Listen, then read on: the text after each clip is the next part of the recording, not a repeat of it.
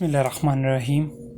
तो last video में हमने ये एवरेज पावर फाइंड की थी due to an oscillating dipole.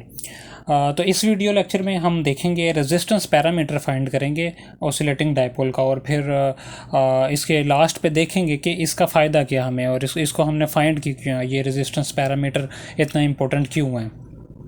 तो पहले इसको फाइंड कर लेते हैं। तो ये एवरेज पावर हमने फाइंड कर ली थी। उसके बाद हमें पता है कि एफ इक्वल्स टू होता है सी ओवर लैम्डा। जो इलेक्ट्रोमैग्नेटिक रेडिएशन है उसकी फ्रीक्वेंसी अगर आपने फाइंड करनी हो तो सी ओवर लैम्डा मतलब उसकी speed of light divided by उसकी वेव लेंथ, उससे हम फ्रीक्वेंसी फाइंड कर लेते हैं। दोनों तरफ 2 पाई से अगर मल्टीप्लाई कर दें तो 2 पाई एफ हमारे पास बराबर होता है ओमेगा के, और ये वाली टर्म एज इट इज़ हमारे पास आ गई। ये ओमेगा की वैल्यू अगर मैं पुट कर दूँ हमारी जो एवरेज पावर थी उसके अंदर, तो उससे हमारे पास ये जो एवरेज पावर है वो कुछ इस फॉर्म में आ जाएगी। कुछ चीज़ें यहाँ से कट जाएंगी और सिंप्लीफिकेशन के बाद फर्दर हमारे पास ये बन जाएगी एक्सप्रेशन। इसके बाद हमें ये भी पता है कि जो सी है, जो स्पीड ऑफ लाइट है, वो 1/स्क्वायर root of epsilon time mu naught के म्यू के बराबर होती है। ये स्पीड ऑफ लाइट हमारे पास इसके बराबर होती है। इसकी भी अगर वैल्यू यहाँ पे पुट कर दें तो फर्दर इसकी भी सिंप्लीफिकेशन यहाँ पे हम कर सकते हैं। यहाँ पे भी एप्सिलॉन है और ये भी एप्सिलॉन है, तो यहाँ पे आ जाएगा mu square root divided by epsilon square root. तो ये भी आगे इसकी भी फर्दर सिंप्लीफिकेशन हो सकती है। तो ये हमारे पास एवरेज पावर आ गई। और पावर डिसिपेशन फ्रॉम रेजिस्टेंस, किसी भी रजिस्टर से पावर डिसिपेट होने का फार्मूला वो हमें पता है कि वो ये होता है R time I square over 2। Average power जब हम फाइंड करते हैं, average power dissipated by resistor, तो उसे इस फार्मूले से हम फाइंड करते हैं। अगर इन दोनों फार्मूले को अगर हम कंपेयर करें तो वहाँ से R की जो वैल्यू है वो ये हमारे पास कुछ इस तरह से ये आती है हमारे पास वैल्यू। तो इसको थोड़ा सा सिंप्लीफाई कर लें तो हमारे पास ये आ जाती है, और ये वो वैल्यू है जो कि उस वायर की वैल्यू है। जो 2 सफ़ेयर हमने कंसिडर किए हुए थे उसको हमने एक वायर से मिलाया हुआ था। अगर आप सेकंड लास्ट वीडियो जो हमने डाली उस वीडियो को अगर आप देखें तो उसमें हमने एक डाइपोल बनाया था, ऑसिलेटिंग डाइपोल।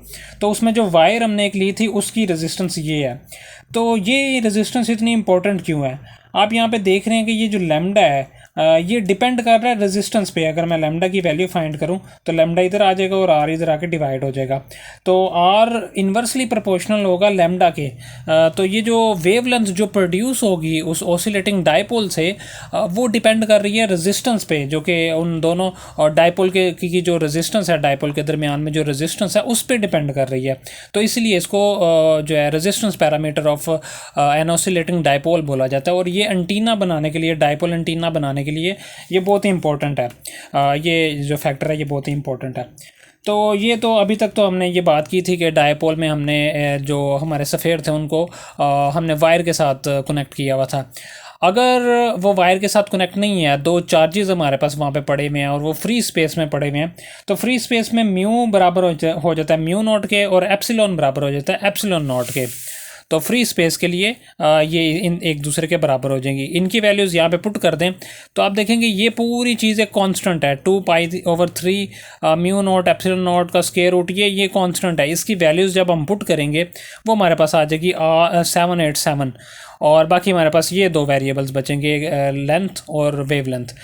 तो यहाँ से हम जो है रेजिस्टेंस फाइंड कर सकते हैं। हमारी जो फ्री स्पेस जो डायपोल है हमारे पास उसके दरमियान में जो रेजिस्टेंस है वो फाइंड कर सकते हैं हम। तो ये एक बड़ा इंपॉर्टेंट पैरामीटर था, और ये पेपर पॉइंट ऑफ व्यू से बहुत इंपॉर्टेंट है। शॉर्ट क्वेश्चन में भी पूछा जा सकता है। तो इसको आप अच्छे से प्रिपेयर कीजिएगा। तो अब तक के लिए इतना ही। अल्लाह हाफिज़।